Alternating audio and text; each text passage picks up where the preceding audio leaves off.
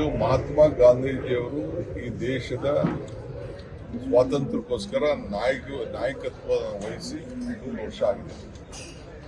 ಆ 100 ವರ್ಷ ಆದಮೇಲೆ ಅವತ್ತು ಗಾಂಧಿಯವರಿದ್ದರು, ಇವತ್ತು ಮಲ್ಲಿಕಾರ್ಜುನ ಖರ್ಗೆಯವರಿದ್ದಾರೆ, ನಮ್ಮ ರಾಜ್ಯದವರು. ಈಗ ನಾವು ಕೂಡ ಕಾಂಗ್ರೆಸ್ ಕಚೇರಿ ಅಂದ್ರೆ ದೇವಸ್ಥಾನ ಇದೆ ನಮ್ಮ ಕಾರ್ಯಕರ್ತರು.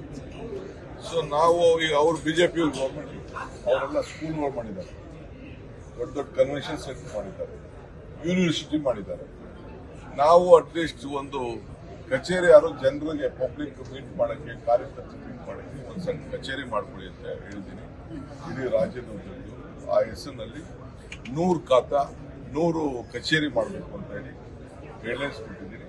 ಈಗಾಗಲೇ ಸಿದ್ಧತೆ ಆಗ್ತಾ ಇದೆ. ಬಂದು ಒಂದಿನ ಫೌಂಡೇಶನ್ ಹಾಕಿ ಅಂತ ಹೇಳಿದ್ದಾರೆ. ಅವ್ರು ಬರ್ತಾರೆ, ಫೌಂಡೇಶನ್ ಹಾಕ್ತಾರೆ. ಈಗಾಗಲೇ ಕೆಲವು ಕಡೆ ಕೆಲಸ ಶುರು ಮಾಡಿದ್ದಾರೆ, ಬಹಳ ಸಂತೋಷ. ಸೊ ಆ ಕೆಲಸನ 100 ಆಫೀಸ್ಗಳನ್ನ ಮಾಡಲಿಕ್ಕೆ ಕಂಪಲ್ಸರಿ 100. ಅದಾದ್ಮೇಲೆ ಎಷ್ಟು ಬೇಕಾದ್ರೂ ಆಗ್ತದೆ.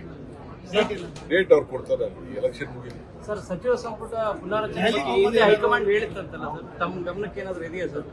ಚೀಫ್ ಮಿನಿಸ್ಟರ್ ಮಾತಾಡ್ತಾರೆ ಅದನ್ನ. ಅವರು ಅಲ್ಲ ಸರ್, ತಾವು ಅಧ್ಯಕ್ಷರಿದ್ದೀರಿ ಸರ್, ತಮ್ಮ ಗಮನಕ್ಕೆ ನಾ ಹೋಗ್ತಾ ಇರ್ತೀನಿ, ಕೆಲಸ ಇದ್ದಾಗೆಲ್ಲ ಹೋಗ್ತಾ ಇರ್ತೀನಿ. ಹೈಕಮಾಂಡ್ ನಾಯಕರು ಭೇಟಿ ಮಾಡಕ್ ಹೋಗ್ತೀನಿ, ನಿಮ್ಮನ್ನು ಭೇಟಿ ಮಾಡಕ್ ಹೋಗ್ತೀನಿ, ರೆಸ್ಟ್ ತಗೊಳಕ್ಕೂ ಹೋಗ್ತೀನಿ, ಶಾಪಿಂಗ್ಗೂ ಹೋಗ್ತೀನಿ, ಕೋರ್ಟ್ ಕೇಸ್ಗೂ ಹೋಗ್ತೀನಿ, ಎಲ್ಲರಿಗೂ ಭೇಟಿ ಮಾಡಕ್